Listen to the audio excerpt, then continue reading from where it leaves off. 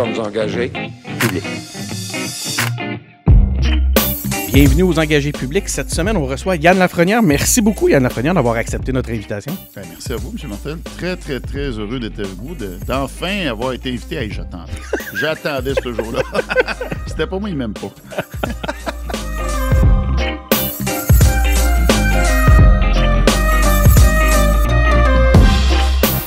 Donc, c'est ça. Merci beaucoup. Yann, je vous appelle Monsieur le ministre. Mais comme on va passer du temps de qualité ensemble, là, si ça vous convient, on va se tutoyer, ça va être plus facile. Bon, ben oui, je vais sauter sur l'occasion. Merci beaucoup, Yann. Yann, je vais commencer avec un CV impressionnant. Quand on a un politicien avec nous pour la première fois aux Engagés publics, on aime commencer par chercher à mieux le connaître. Fantassin. Policier militaire, policier à Mirabel, officier d'infanterie, consultant pour l'UNESCO, officier d'affaires publiques, policier au SPVM. Moi, c'est de même que je vous ai connu, à travers toute votre présence comme ça, ouais. dans les médias. Vous étiez porte-parole. Inspecteur adjoint au chef de la division du renseignement. Ça déclenche l'imagination. Décoré à de multiples reprises. Vous avez reçu plusieurs distinctions, c'est ce que je lisais. Lors des élections de 2018, vous avez remporté la circonscription électorale de Vachon. Vous avez remplacé Martine Ouellette. Vous êtes maintenant, puis vous me corrigerez là, si je n'ai pas la bonne information, adjoint parlementaire de la ministre de la Sécurité publique, Geneviève Guilbeault.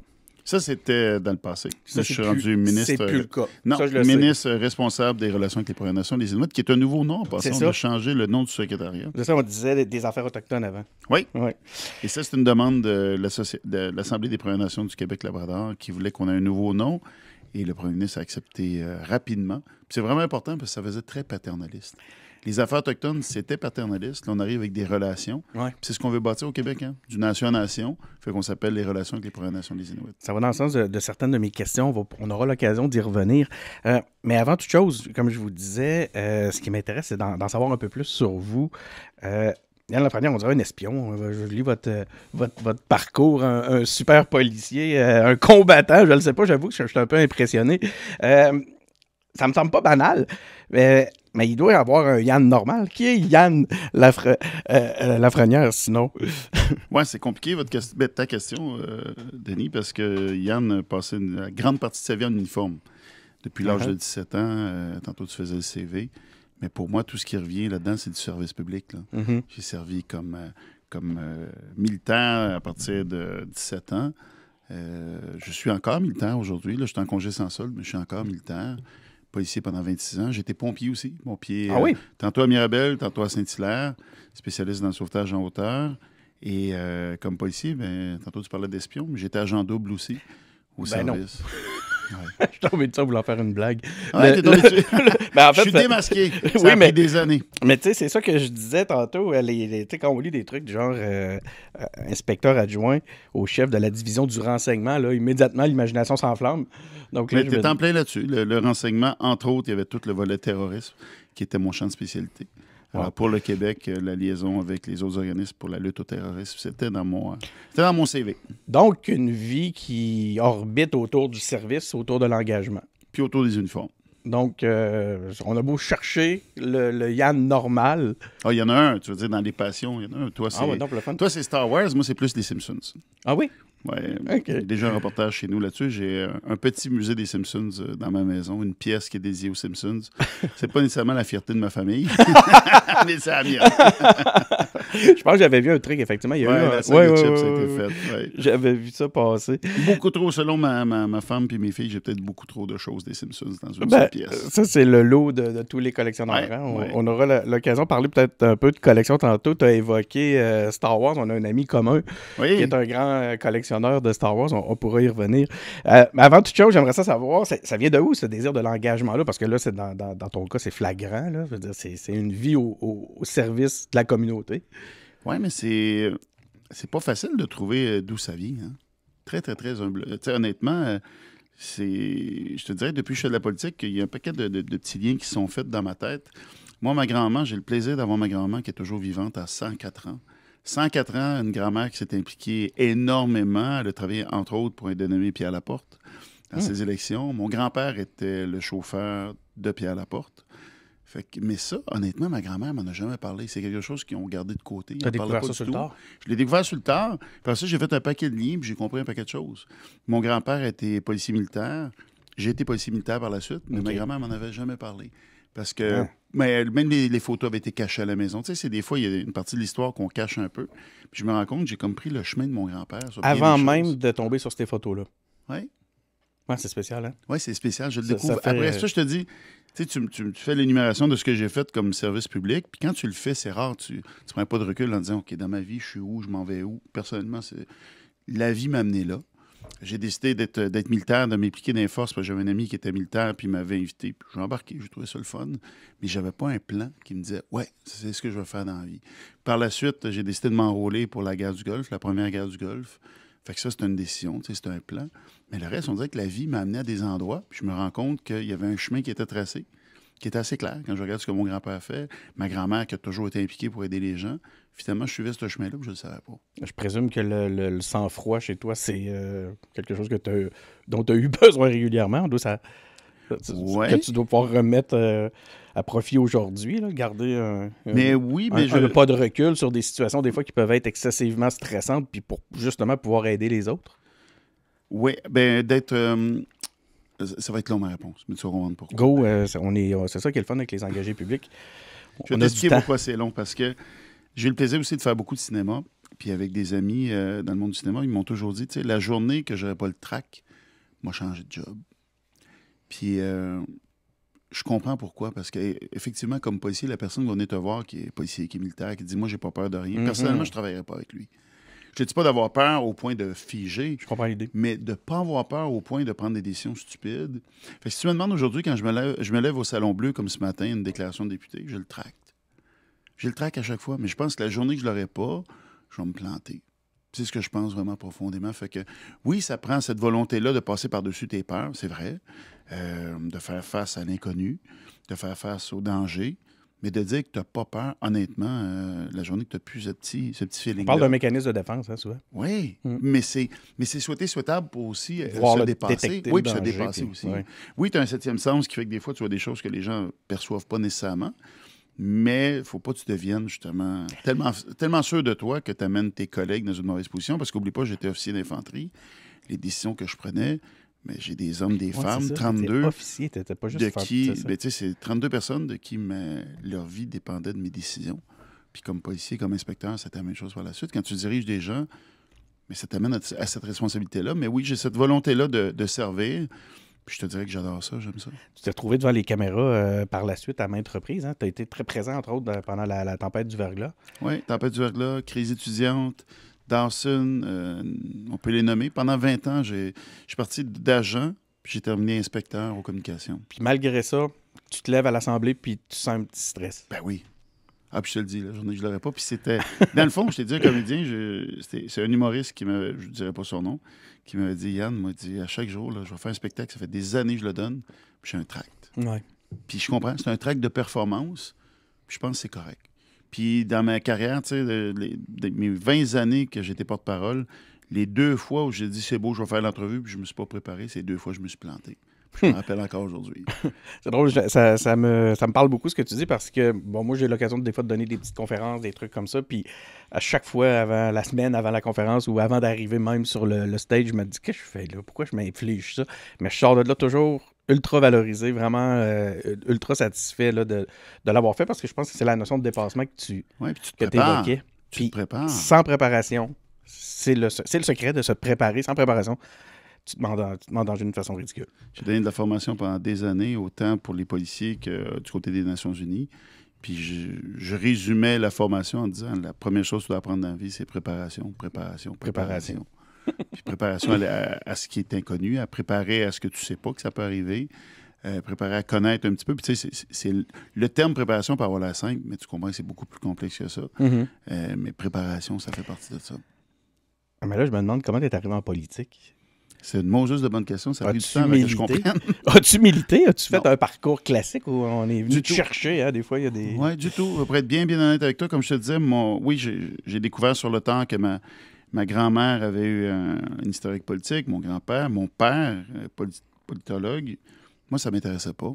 J'étais dans le service public. On m'a approché pour une partielle dans Marie-Victorin que j'ai refusé à l'époque parce que je venais d'être déplacé des communications. Attends, je veux dire la vraie phrase de relationnel, je veux dire à l'époque, j'avais appris que j'avais décidé de quitter les communications.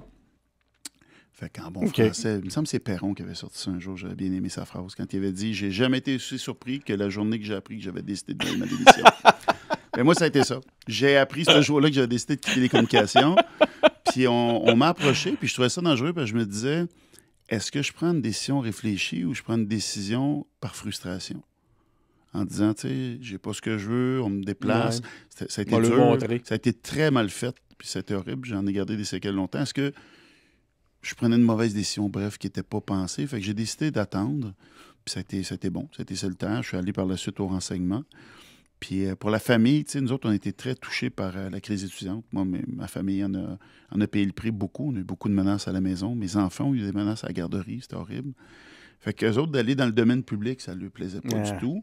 Mais mon passage au renseignement, où j'étais plutôt une personne où je parlais à beaucoup moins de gens, je voyais bien moins de monde. Moi, j'étais une bébête à monde. J'aime être avec les gens, j'aime parler, j'aime me faire challenger, mais j'aime parler au monde. Puis au renseignement, écoute, j'étais en train de dépérir. Puis ma femme un jour a dit, tu sais, il t'avait approché à la CAQ, là, va les revoir. T'es plus du monde. J'étais plus du monde. Sérieusement, là, c'était long, c'était lourd. C'était à la place Versailles. Je descendais en bas chercher un café, ça me prenait 3 heures. Je m'accrochais les pieds, tout le monde me jasait. J'aime parler au monde, ça me manquait. J'avais plus ça. Puis t'as une notoriété, hein? T'es reconnu. Les gens me reconnaissent, mais j'aime jaser avec eux. Sérieusement, de tout, de rien. Fait que je m'étirais. Écoute, mes journées étaient désagréables. Fait que finalement, j'ai rapproché la CAQ et j'ai pas un parcours, comme tu as dit, un parcours classique de militantisme, mais il y a des dossiers qui étaient importants pour moi. Puis il y a aussi des valeurs qui étaient importantes pour moi. Puis je te le cacherai pas, moi, j'avais peur dans la politique. J'avais peur je vais le dire, je vais me faire mal, là, mais des préjugés qu'on a sur la politique, sur les politiciens d'aujourd'hui.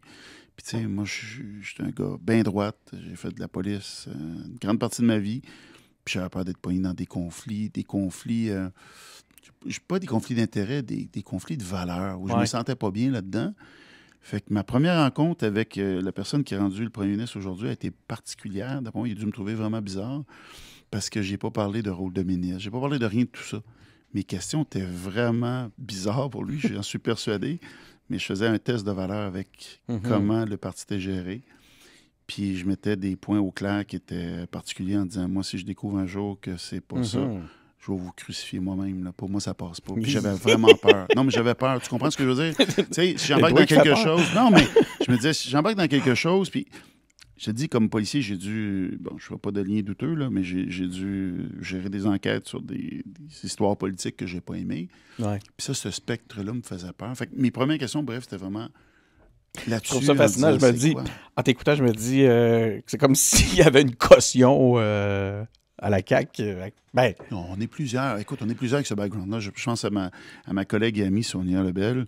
C'est la même chose. Puis je pense que c'est la même chose qui a dû l'animer en disant, moi, j'embarquais pas dans une histoire comme ça. Puis, tu sais, c'est pas de menacer, c'est juste de venir dire, moi, là, cette limite-là, je la traverserai pas. Bref, ça a été clair. Ouais, je pense que je reviens à mon point. Ça fait une forme de caution d'avoir des gens comme vous. Je parle pas que je me mette à te vous voyez soudainement, mais toute l'équipe, toi, puis Sonia Lebel. On a une équipe incroyable, tu sais, puis on parle de politique. Moi, ce qui est venu me chercher, parce qu'après ça, quand j'ai eu ces rencontres-là, le prochain volet qui est important pour moi, c'est le volet familial. Je me disais, moi, avec des enfants, comment je vais vivre ça?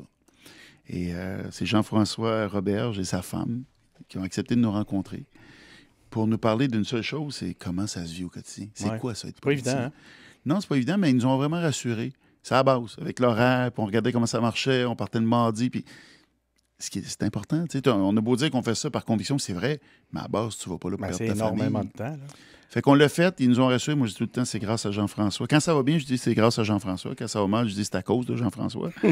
Mais c'est grâce et à cause de lui que je suis en politique aujourd'hui, avec une équipe incroyable. Puis moi, c'était de voir les backgrounds des gens qui étaient dans l'équipe. Ça me fascinait. Me fascinait parce que j'avais peur justement que ce soit tous des gens qui aient étudié dans la même branche, tous des gens qui ont le même passé. Puis là, tu te retrouves avec une équipe qui a des backgrounds différents.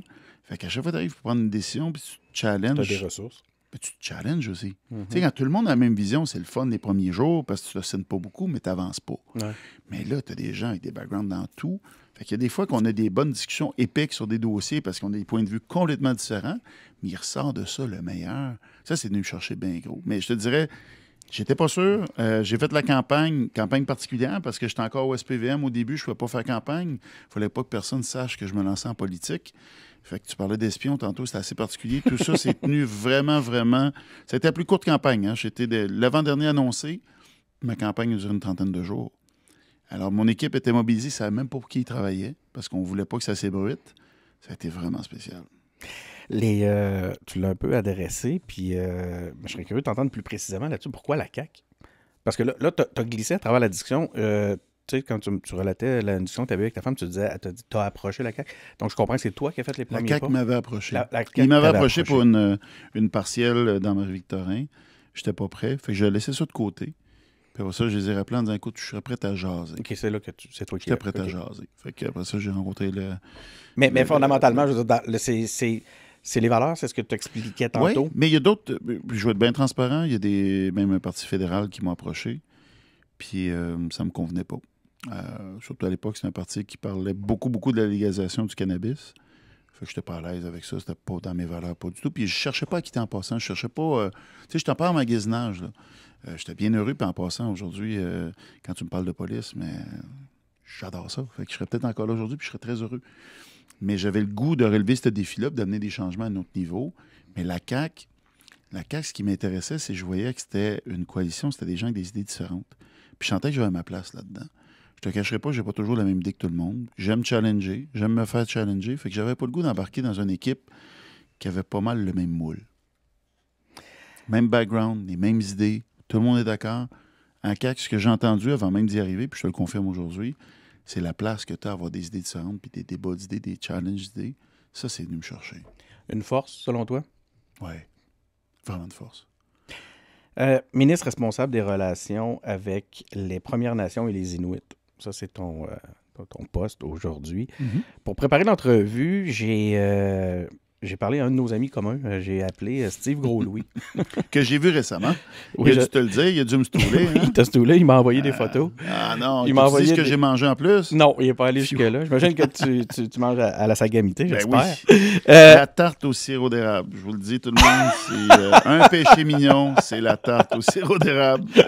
on va la découper, cette scène-là. Steve va être bien content. J'ai dit, j'ai proposé, préparons ça ensemble. Il doit y avoir quelques questions que tu aimerais proposer. Puis lui, il m'a répondu, il m'a dit, Yann, c'est un good guy. Je l'aime beaucoup. Fait que, déjà, tu vois, mais sérieusement, attends, tu peux pas aller sur d'autres choses. Là. Ça me touche énormément. Parce que Steve, c'est un passionné. C'est un passionné. Oui, puis dans la vie, puis là, ça va être super prétentieux ce que je vais dire là, mais je vais le dire pareil. On connecte avec des gens qui nous ressemblent. Mm-hmm. Puis Steve, moi, j'aime ou j'aime pas. Je vais souvent aller vers des gens de ce style-là. Mais Steve, moi, ça a été dès la première rencontre. En passant, ça n'a pas été une rencontre facile. Je ne sais pas s'il te l'a dit. Non. Il a appris à découvrir mon côté très, très, très transparent, que des fois, il y en a qui choquent un peu. Mais j'ai dit de façon très claire, pas crue, mais ça limite certaines choses. Puis on est devenus des super bonnes personnes. Je pense que j'ai apprécié. Oui, beaucoup. Puis il me présentait un projet. Puis ça faisait des années qu'il se faisait dire c'est beau, c'est le fun, puis c'est cute, mais rien qui arrivait. Puis moi, je l'arrêtais en disant Gabin, je t'arrête tout de suite. Là. Je comprends ce que tu veux, mais pour moi, c'est non. Puis j'ai dit de même. Puis c'était particulier, c'était dans ma première rencontre. Tu sais, j'ai fait comme d'après moi, ça va s'arrêter là. Mais j'ai dit non, mais voici pourquoi, puis voici ce que ça prendrait pour que ça marche. Puis c'est la première fois que quelqu'un me le dit, je l'apprécie. Fait que ça a été cool. On a vraiment eu ce bon lien-là. Puis quand je suis allé le voir, je pense la semaine passée, j'étais avec le consul du Japon, je l'ai fait découvrir la sagamité, puis tout le volet tourisme autochtone. Mais ce gars-là, tu sais, avec Kaira, avec ses enfants, c'est incroyable, hein? Ils me font capoter. Moi aussi. C'est du bon monde. Du bon monde, puis dans ce temps-là, tu as le goût de faire des projets ensemble. Tu as le goût, puis tu as le goût de te challenger. Puis quand il arrive de quoi, souvent je l'appelle, puis c'est même pas rapport avec mes dossiers. J'aime entendre son point de vue, puis ça me permet de me challenger. Quel bon bonhomme. Il a souligné, entre autres, ton initiative d'avoir visité à ton premier mandat toutes les communautés au Québec. Il dit que tu es un super bon ambassadeur du tourisme autochtone. Il Mais ça, la tournée, là, excuse-moi, Denis. Oui, parlons-en. Oui, c'est une idée que j'ai eue. Écoute, il faut juste se rappeler que j'ai été nommé pendant la pandémie. Fait que moi, je suis arrivé comme ministre, puis mes premières rencontres, ça a été par Teams. Mon équipe, je ne l'ai pas vue avant un petit bout. Écoute, c'était particulier. Là. Je ne m'en plais pas. Là. Juste te dire que j'ai pas appris l'habitude des ministres. Là. Je ne l'ai pas connu pantoute au début. Là. Les conseils de ministres, j'en ai pas eu où tout le monde m'a accueilli. Là. C'était par Teams. c'est vraiment particulier. Puis j'ai dit, écoute, j'arrive dans un monde que je connais un peu. Un peu, mais pas énormément. Comme policier, moi, j'avais décidé de faire des échanges avec les Premières Nations. Je m'étais rendu à Wemotaci, patrouiller là-bas. J'avais amené une policière de Wemotaci, patrouiller avec moi à Montréal. Je connaissais assez la réalité pour savoir que je connaissais pas grand-chose. Tu comprends? Je sais pas si ça se dit. Là. Ben oui, ça se comprend Je savais assez pour me dire, écoute, ça m'intéresse, mais maudit, j'en sais pas assez. Fait que je suis allé dans des communautés. Je me suis fait des amis chefs de police dans les communautés. Parti un bon réseau. Fait que quand on m'a nommé, j'ai dit une des premières priorités, il fallait faire un plan d'action, il fallait mettre en place là, une stratégie, oui. Mais après ça, je me disais, comment dealer avec des gens que j'ai jamais vus? Puis moi, je t'ai dit tantôt, j'aimais beaucoup les relations humaines. Vers les gens. Là, je me disais, écoute, moi, j'ai été nommé en pandémie, j'ai négocié avec des gens par téléphone. Des fois, je raccrochais, je me disais, je sais pas s'ils étaient contents, pas contents, mais la ligne s'est coupée. Tu sais, l'accent, moi, en anglais, je me débrouille, mais j'ai un accent. J'étais pas sûr qu'on communiquait comme il faut. Je disais, OK, il faut que je fasse la tournée. Et là, j'ai dit à mon équipe, on fait la tournée. 55 communautés, ils ont tout de suite dit, ça se peut pas, c'était impossible. Puis non seulement ça, on le fait en 6 mois. Fait que je suis obligé aujourd'hui, puis ça me fait mal, là, de leur donner semi-raison. On peut faire une moyenne, déjà? Bien, semi-raison, parce qu'il y avait raison. Ça a pris 11 mois et non 6. Mais là, il y avait tard, je l'ai fait. Tu l'as fait. Puis je suis vraiment fier de ça. Puis ça n'a pas été un check in the box. C'est pas une tournée, on va partout, puis on dit qu'on était là. J'ai rencontré des gens. Pour moi, ce qui était important, c'était de voir, parce que chacune des communautés, j'avais fait assez de travail pour connaître certaines des réalités sur papier. Puis là, je pouvais y aller puis dire, OK, quand il me parlait du barrage, quand il me parlait de problème de route, d'infrastructure, je le voyais de mes yeux, ça m'a aidé beaucoup. Puis de rencontrer le chef, la chef, les vice-chefs, les gens qui sont autour, de faire ce lien-là, puis d'apprendre à se connaître, parce que c'est ça, ma job, moi. C'est du relationnel.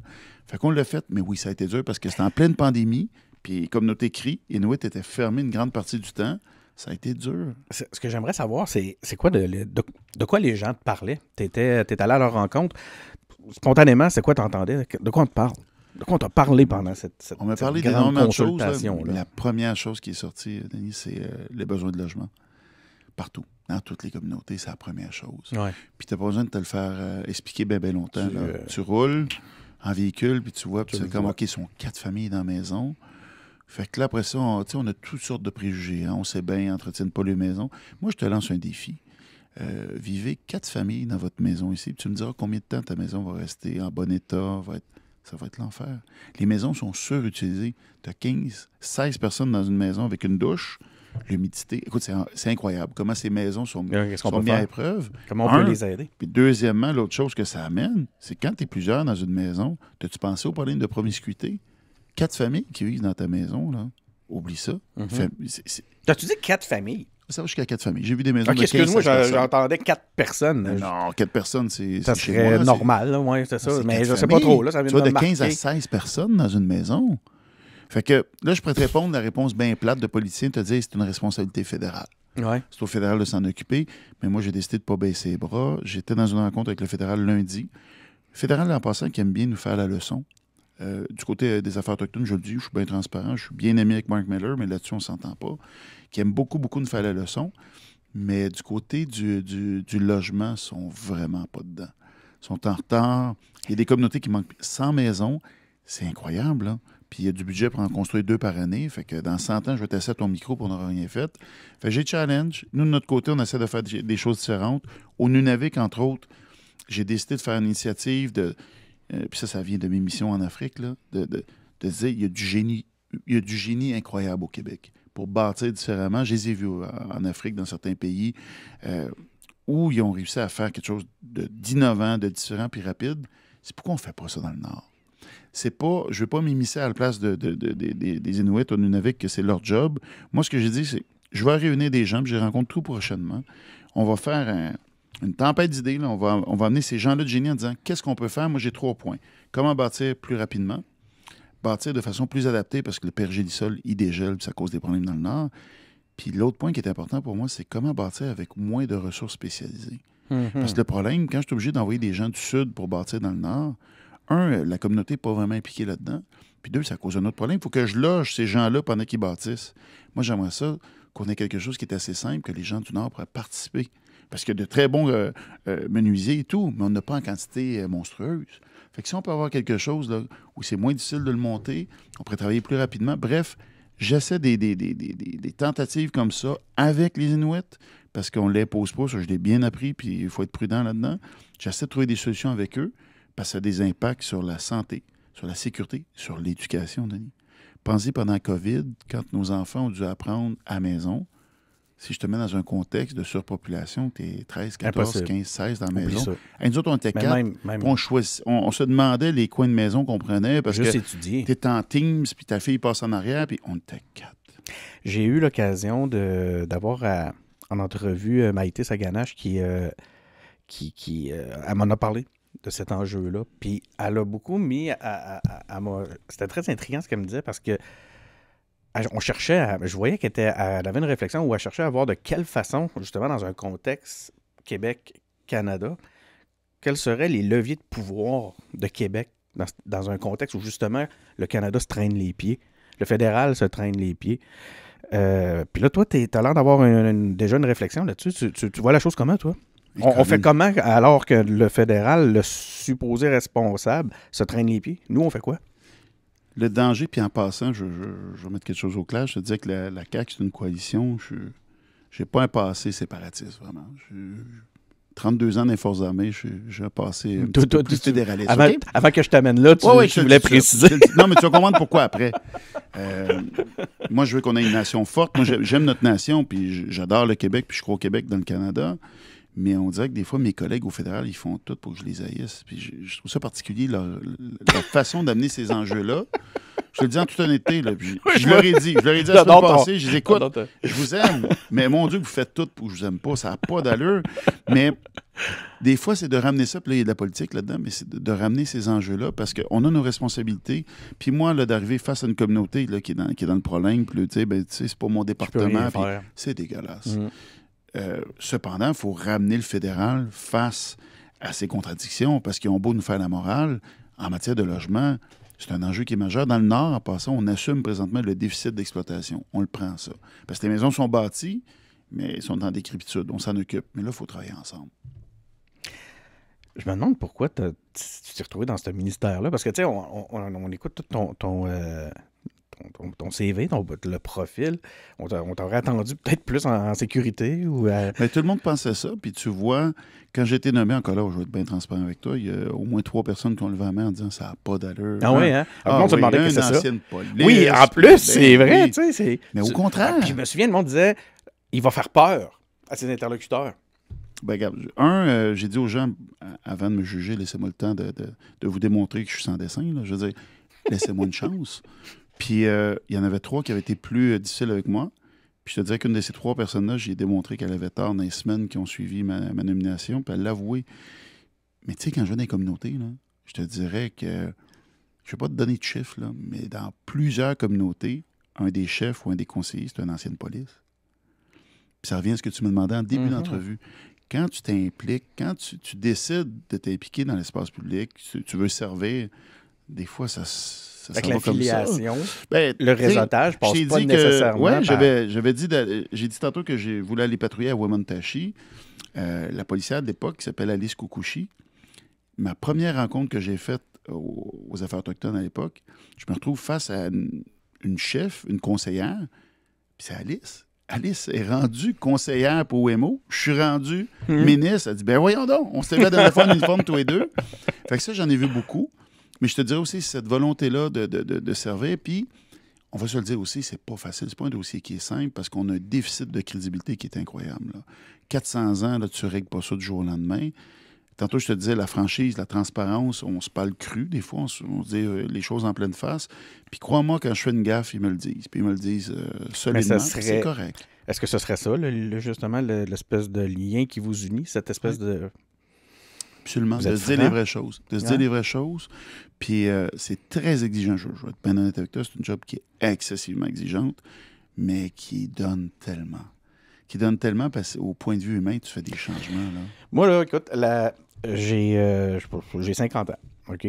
J'habite à Charlebourg. On est dans le studio EP, pas loin d'où j'étais quand même quand j'étais petit. Puis c'est à 50 ans, à 48 ans, 49 ans, à 47 ans, mettons, que j'ai découvert vraiment le territoire de la nation Wendat. Où ce que j'ai, grâce par exemple, justement à un ami comme Steve Gros-Louis, où là j'ai compris la culture, j'ai été touché d'une façon.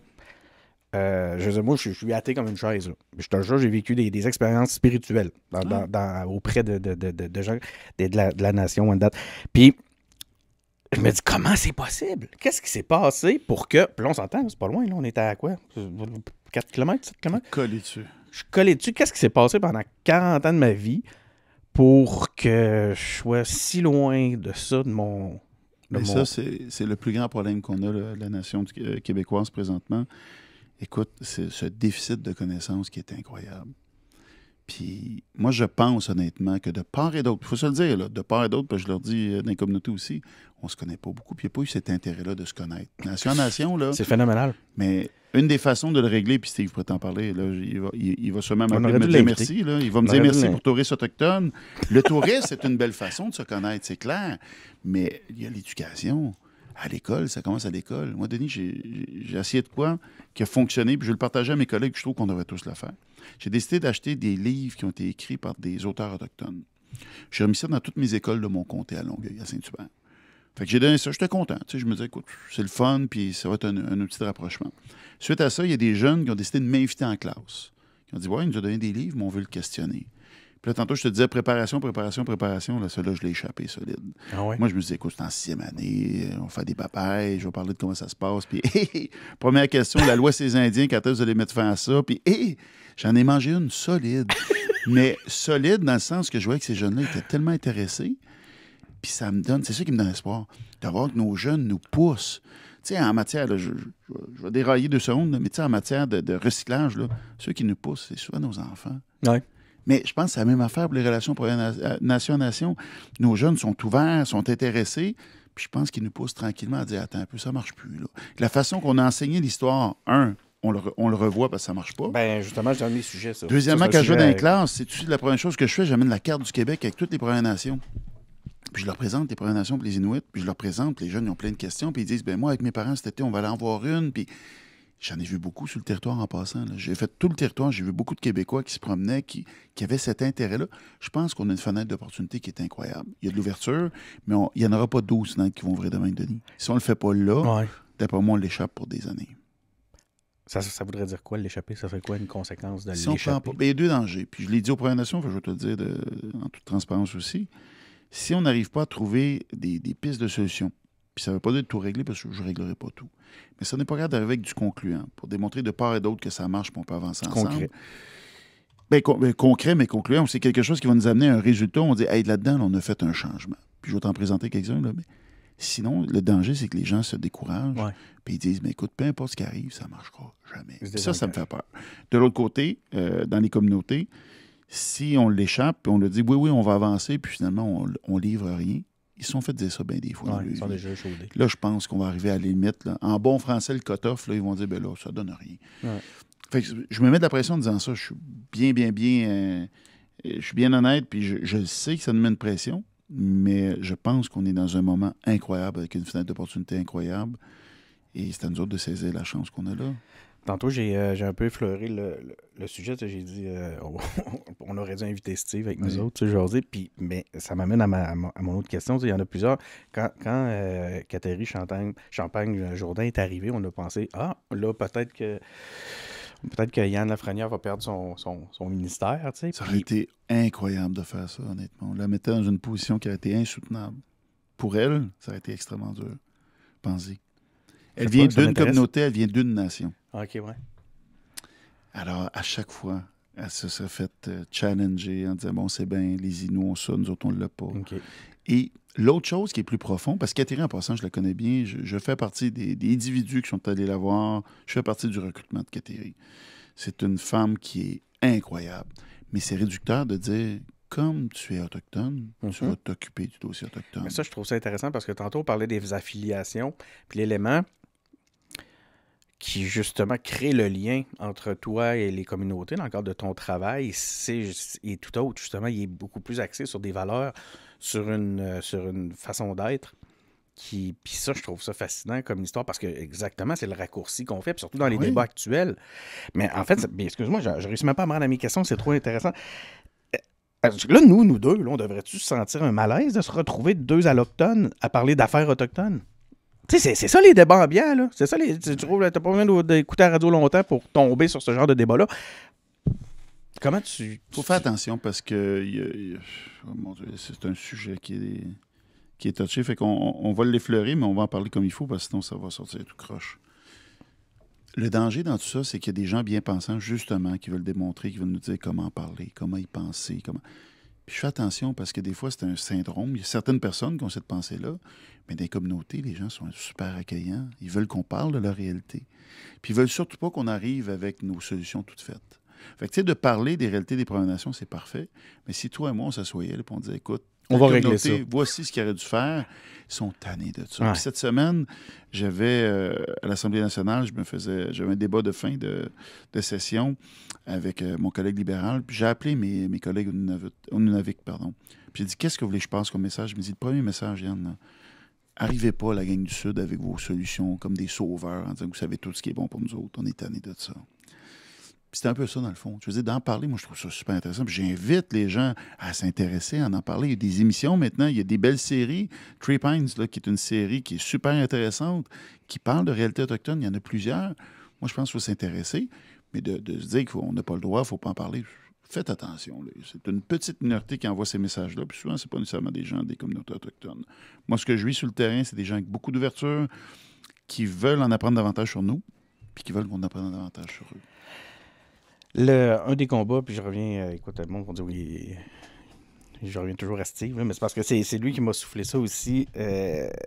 C'est un des combats qui est important pour lui, c'est de redonner la place des contributions autochtones dans notre histoire collective. Oui. Hein, il t'a sûrement raconté qu'on dit à Ronc, puis il revient beaucoup avec cet aspect-là. Puis il y en a plein d'histoires comme ça qui, justement, qui sont directement liées à notre histoire. C'est notre histoire, en fait. Oui. C'est pas lié à notre histoire, c'est notre histoire, mais qu'on connaît pas. Y a-t-il un plan, y a-t-il quelque chose qui pourrait justement promouvoir la visibilité et puis surtout reconnaître les contributions des peuples autochtones dans l'histoire de notre société? Oui, il y a 3 éléments. Le premier, d'après moi, qui est fondamental, je t'en parlais tantôt, c'est l'éducation. Oui, c'est vrai. Comment on apprend à nos jeunes Les livres, notre histoire. Lisez un livre. Puis, lisez un livre, oui, mais on va plus loin que ça. Là, on refait le programme d'histoire aussi. On y travaille présentement avec des partenaires autochtones. Puis on ne veut pas l'écrire tout seul dans notre coin. Là. Mais non. Mais tu sais, on a la même âge tous les deux. Si on regarde l'histoire qu'on a appris, il y avait les bons et les pas bons. Il y avait les gentils et les méchants. C'est ce qu'on a appris. Après ça s'est ajusté un petit peu. Puis aujourd'hui, je suis vraiment content de te dire, moi, ma fille qui est à l'école, qui, il y a 2 semaines, m'a amené des études qu'on devait faire ensemble, j'étais content. Le sujet, c'était les cris. Je dis, mon Dieu, je vais t'aider pour une fois, ça va bien aller. Mais elle a eu un gros examen sur la réalité cri. Puis j'étais tellement fier de nous de voir, wow, l'intérêt qu'ils ont, comment qu'à l'école, justement, ça l'a changé. Moi, je pense que ça commence par ça. Fait que ça, c'est un. Deuxièmement, je vais faire plaisir à Steve, le tourisme. D'aller à la rencontre de l'autre, j'y crois fermement. Je peux passer... C'est pas juste pour les Européens, hein? Ah non, arrêtez ça. Ben, attends un peu, puis il a dû te le dire, il y a un sondage qui est sorti récemment. Les Québécois ont dit à 89 % qu'ils voulaient vivre une expérience touristique autochtone. Mm-hmm. Je te le confirme. Mais c'est super intéressant. C'est bon pour le développement économique. C'est bon pour le développement des régions parce que c'est complémentaire.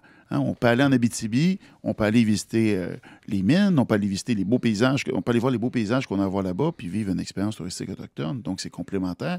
Mais en plus, je peux t'en parler pendant 2 heures, mais tu peux t'asseoir pendant 10 minutes avec quelqu'un, prendre un café, prendre un thé dans une communauté, découvrir qui ils sont, puis dire, mes préjugés, il y en a plusieurs qui sont tombés. L'autre volet qui est important, puis ça, je vais faire de la politique 2 secondes, c'est mon engagement que j'ai pris cette année avec mon gouvernement de déposer un projet de loi langue culture autochtone. Pourquoi? Parce qu'on veut que les langues, les cultures autochtones, on ne veut pas juste les aider à les protéger, on veut les promouvoir. C'est une richesse qu'on a au Québec. On a cette richesse-là ensemble commun. Il faut les mettre de l'avant. Puis souvent, les chefs, ils me disent, Yann, dans la langue, là, on a le même défi. Tu sais, les francophones nous disent, vous dites que vous avez la crainte pour la langue, votre culture. On a le même problème. Pourquoi on ne se bat pas ensemble côte à côte? Puis c'est ce que je veux déposer cette année. Langue, culture autochtone. Ça va être incroyable. des centres culturels, des centres communautaires, pas juste dans les musées, là. Ce n'est pas que du passé. Puis ça, c'est l'autre danger. Puis je suis sûr que les Autochtones vont dire la même chose. C'est pas que du passé, c'est du présent. Dans les livres d'histoire qu'on a eu tous les deux là, à l'école, quand tu nous parlais des Premières Nations, c'était du passé. Mm. Je me rappelle pas d'avoir vu Vraiment. de l'histoire récente, de dire qu'on est des nations comme ici, les Hurons-Wendat, qui se développent énormément. C'est l'endroit où il y a le plus d'entrepreneurs au pied carré. On n'en parle pas. Parce que le territoire est petit. Mais pas juste ça, ce sont des entrepreneurs. Tu sais, je peux t'en nommer une tonne, là. T'as les sauces piquantes, t'as les épices du Je guerrier, sais, ouais. t'en as. Ce sont des entrepreneurs. Mais on parle d'eux autres comme du passé. Puis c'est là-dessus qu'il faut changer terrible. notre message. Ouais. Ah, tu me fais. C'est comme une prise de conscience encore plus importante par rapport à cet aspect-là.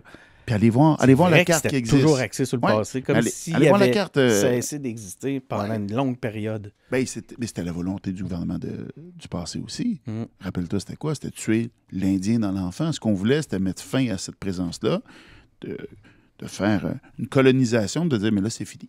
C'est terminé, ça n'existe plus. Ben, écoute, j'imagine que la fin de ça va par la revitalisation des langues autochtones. Puis la transmission de leur culture, c'est pas évident. Dans certains cas, il faut les faire complètement revivre. Comment est-ce que le ministère a des ressources pour supporter ça? Mais justement, on commence tout bientôt les consultations là-dessus. Parce que, encore une fois, je te disais tantôt, je ne veux pas arriver en disant, moi, je sais ce qui est bon. Là. Je veux entendre les gens, qu'est-ce qu'on fait? Les langues et la culture. Parce que les deux vont ensemble. Puis, oublie pas, il y a des gens qui nous entendent aujourd'hui comme Québécois, hein? Qui ne se rappellent pas de ça, mais juste se dire que la loi sur les Indiens interdisait aux Indiens à l'époque d'avoir toute expression de culture, c'est-à-dire de danser ensemble, il n'y avait pas le droit. Fait que, quand tu remontes à ça, tu comprends que ce qu'on a voulu faire, c'est les faire disparaître. Fait que c'est normal que ces gens-là disent aujourd'hui, nous autres, on veut se réapproprier notre langue, notre culture. Fait qu'on veut donner des outils, je vais les entendre, voir comment on va le faire, mais ça va être une richesse. Yann, écoute, je suis déjà tellement reconnaissant que tu nous consacres ce temps-là, un petit média comme nous, puis écoute, c'est un moment précieux. Le temps passe, on est déjà, imagine-toi donc, à 42 minutes. C'est incroyable. En bonne compagnie, ça passe vite. Puis tu sais, je t'avais dit dès le départ, hein, moi j'attendais que tu m'invites, je pensais que tu m'aimais pas. Là. Ouais, mais c'est comme si c'était aussi simple que ça à voir. Non, j'ai déplacé le rendez-vous quelques fois, je m'en excuse. Non, il n'y a pas de souci. J'ai appris que c'est plus moi qui gérais ma vie, ça je l'ai appris. Oui, puis j'imagine si tu avais en plus à gérer ton horaire. Là. Non, c'est fini. Tu peux dire merci aux gens qui... oui, une équipe à ton incroyable. Équipe, qui mettent pratiquement autant d'heures que toi, sinon plus. Plus, puis là, ils comprennent ce que ça veut dire aussi être un hyperactif pour eux autres. Mais mon point était que, à un moment donné, il va falloir que je te laisse aller vers d'autres rendez-vous, là, déjà, que tu nous as consacrés. Déplacement aujourd'hui, puis regarde, c'est un exemple, on se déplace en communauté, je m'en vais à Sipit rencontrer OK, fait que là, des tu chefs. repars vers l'Est. Oui, mais on est pas mal souvent sur la route. Mais c'est le fun. C'est vraiment intéressant. Parce que là, écoute, je vais me permettre une dernière question. Ben oui. Tiens, sur les... j'ai pas tout posé, mais c'est pas grave parce que t'en as couvert plein à travers ton... On reprendra un autre rendez-vous, on n'a pas le choix. On pourra se reprendre, puis, mais on pourrait peut-être commencer à faire effectivement on pourrait inviter quelqu'un en complément pour les prochaines. Ben oui. En fait, moi, ce qui m'intéresse, c'est les aspects reliés au territoire. Donc, les questions sur les droits fonciers puis la reconnaissance des terres ancestrales. Tu sais, on entend toutes sortes d'affaires. Justement, avec le territoire de la nation Wendat, puis tu sais, tantôt, ma blague, c'était vraiment ça. C'est-à-dire, qu'est-ce qui est arrivé pour qu'ils se retrouvent sur une petite bande de territoire comme ça aussi? La volonté, rappelle-toi, c'est les réserves. Le but des réserves, c'était de faire en sorte, excusez-moi, je vais vous dire des choses qui sont crues, c'était de parquer les Indiens dans des réserves. Oui, mais là, il faut que le monde comprenne qu'on utilise le langage du passé. Là, quand je dis ces termes-là, c'est ce qui était écrit dans la loi sur les Indiens, c'est tout, là. Mais c'est juste pour te dire à quel point, puis je prends les mêmes termes pour se rappeler à quel point ça date pas de 400 ans, tout ça, là. C'est quand même assez récent. Mais là, tu sais, on entend toutes sortes de trucs, puis c'est la confusion totale dans ces dossiers-là. Là, à un moment donné, c'était rendu que le territoire pouvait s'étendre jusqu'à Sillery. Là, tu entendais tout et son contraire là-dessus. Encore une fois, nous, comme avec les pouvoirs qu'on a dans la fédération, qu'est-ce qu'on peut faire là-dessus? C'est compliqué. Puis là, tu viens de dire quelque chose d'hyper sensible. Puis quand on parle du territoire, on peut pas arriver puis couper ça au couteau. Il faut comprendre que des zones de chevauchement où il y a plus qu'une communauté, plus qu'une nation qui était là. Puis là, c'est complexe aujourd'hui. Cependant, moi, dans mon mandat, ce que je me suis donné comme objectif, c'est d'avoir 5 ententes nation-nation. Puis dans les ententes nation-nation, une des choses qu'on vient régler, c'est la prévisibilité. C'est de venir dire, voici le territoire, voici qui était là, qui était majoritairement là, je devrais dire, puis qui on doit consulter quand on va faire des travaux. Dans le dernier mandat, j'en ai fait 5 ententes nation-nation qu'on a parlé plus ou moins dans les médias.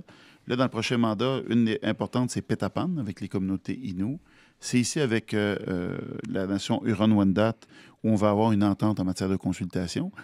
Puis je te dirais, les gens qui veulent le plus ces ententes-là, les communautés autochtones, oui, mais c'est souvent les villes, les villages, les entreprises qui me disent « Yann, là, nous autres, ça nous prend de la prévisibilité. Ouais. Quand on veut faire un projet X, Y, Z, on consulte une communauté puis on se trompe, c'est pas les bons. Ou... On veut qu'on travaille ensemble. Puis moi, ce que je veux, c'est que les Premières Nations, les Inuits, participent à la relance économique, participent au développement économique et au développement énergétique de la province. On en parle beaucoup de ça. Puis les gens souvent disent « Ah, il n'y en aura pas, ça se peut pas. » Moi, je rencontre des chefs qui veulent faire partie de la relance du Québec au niveau énergétique. Il faut se rappeler qu'on vit sur une bien petite planète.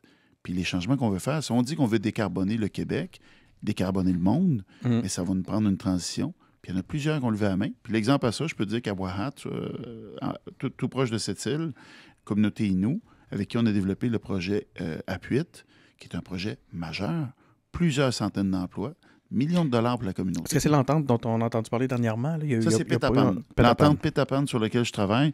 Écoute, c'est un bel exemple. Ça fait 43 ans qu'on négocie ça. Moi, j'ai décidé avec le premier ministre que ça faisait trop longtemps. On veut livrer ça dans les prochaines semaines, prochains mois. Je vous le souhaite. On se met de la pression. On se met beaucoup de pression. Oui, c'est correct. Tu vises des résultats. Tu es un gars de résultats. En fait, c'est quelque chose qu'on rencontre beaucoup dans les valeurs de la CAQ. Là. Puis là, je ne veux pas faire une pub. Là. Je rencontre de tout le monde. Mais je suis obligé je le vois. Là. Comme gars de com, je vois bien c'est quoi les valeurs puis le positionnement de la CAQ. Puis orienté résultat, on peut dire que c'est quand même quelque chose qui vous décrit. Oui, tu viens de parler de... Excuse-moi, tu viens de parler tant que c'est toi qui prends le temps, moi, je veux juste pas te retenir. Tu parles de volet politique. Je vais terminer en disant une chose. Aux affaires autochtones, aux relations avec les Premières Nations, les Inuits, on ne peut pas avoir une approche très politique. On ne peut pas avoir une approche très partisane. Fait que moi, je travaille beaucoup avec les gens des oppositions. J'ai mis en place une loi, la loi 79, qui est hyper importante, qui nous aide à retrouver des enfants qui sont disparus. Mais ça se fait avec les oppositions. Puis autant que possible, je travaille avec les oppositions. Parce que, tu sais, dis-toi une chose, là, on arrive face à des nations avec qui on a un déficit de confiance, qui nous disent, vous autres, là, vous allez venir gérer quoi ici? S'il fallait en plus que nous, les oppositions, on chicane sur des dossiers avec eux, on perdrait le peu de crédibilité. C'est irresponsable aussi, il me semble. Oui, mais ils le font bien en passant. Puis je salue mes collègues des oppositions, ils font une bonne job. Puis on se pose des questions, puis on s'entend, là, c'est pas des apôtres de ce que je vais faire à chaque jour, mais dans les dossiers, ils sont capables de mettre la partenariat de côté pour travailler, pour amener avec des résultats concrets. Puis ça nous aide beaucoup. Hey, je vais me permettre une dernière question d'abord. Ah oui? J'ai l'impression que c'est l'avenir du... on dirait que c'est l'avenir de la politique. Je regarde un gars comme Bruno Marchand à Québec. Peu importe les divergences d'opinion puis de vues, par exemple, sur la souveraineté, un gars comme Paul Saint-Pierre Plamondon qui a eu, entre autres, qu'on peut expliquer une partie de son succès récent par justement cette capacité-là à reconnaître le bon travail chez les adversaires. Je pense qu'on peut le dire de même. Oui. C'est pas des valeurs, une façon de faire de la politique qui plaît de plus en plus et qu'on est appelé à voir de plus en plus. En tout cas, je nous le souhaite. Je ne sais pas, Yann, si tu as ton point de vue là-dessus. Là. Je pense que les gens s'attendent à ça, la population s'attend à ça. On aimerait ça. C'est correct. Au 4 ans, il y a des élections, puis on vend notre vision. Hein, on vient vendre selon nous quelle est notre volonté, où on se voit. Puis c'est correct que les citoyens fassent un choix. Mais après ça, une fois qu'on est élu, on travaille tout le monde ensemble. Ben c'est ça, tu sais, des Monsef, des Marois Risky, des Yann Lafrenière, je travaille avec des gens super... Des Paul Saint-Pierre Plamondon. Et si tout ce monde-là se met ensemble, des Jouba Gazal, si tout le monde se met ensemble, on est inarrêtable. Je pense pas que les gens savent à quel point on travaille souvent ensemble. Oui, hein? C'est ce que Monsef me disait. Oui, puis tu sais, j'ai eu le plaisir dans l'ancien mandat de présider la commission spéciale sur l'exploitation sexuelle des mineurs, qui est un dossier important pour moi. Qui avait été commencé par ma collègue Lise Lavallée, que je salue, qui a fait un job incroyable. Puis j'ai présidé ça, puis je te confirme que tout le long de la commission, ça a été non partisan. C'est clair. Ça a été vraiment sharp. Moi, on avait une chance de se planter, puis de perdre la crédibilité devant tout le monde. Puis, tu sais, je nous disais, à chaque jour, je rappelais au groupe, on faisait ça pour nos enfants. Il n'y a pas de place à faire de la partenariat. Fait qu'il y a des sujets sur lesquels il n'y a pas de place pour ça. Ça me donne envie de saluer Véronique Yvon, qui était très axée aussi sur ce type de valeurs-là. Donc, merci beaucoup, Yann. C'est incroyable comme moment que ce que tu nous as offert. Ça a beaucoup de valeur. Je te remercie. Bien, merci, Denis. Puis je termine en disant, on parle de ne pas être partisan. Aujourd'hui, on est le lendemain d'un événement sans nom qui est arrivé à Laval. notre premier ministre, les responsables des autres partis d'opposition sont ensemble à Laval. C'est un autre beau message. Moi, sérieusement, ça me donne foi, ça me donne espoir. C'est ce genre de politique que j'aime. J'adore mon parti, puis j'adore mon équipe, mais je pense d'aller chercher le meilleur de chacun. Puis c'est ce qu'on essaie de faire. Puis aujourd'hui, c'est un bel exemple. C'est d'être grand. Quand tu travailles ensemble comme ça, tu t'élèves par-dessus la partisanerie dans un événement comme ça, puis les citoyens s'attendent à ça. J'aime l'expression, c'est être grand. Ouais.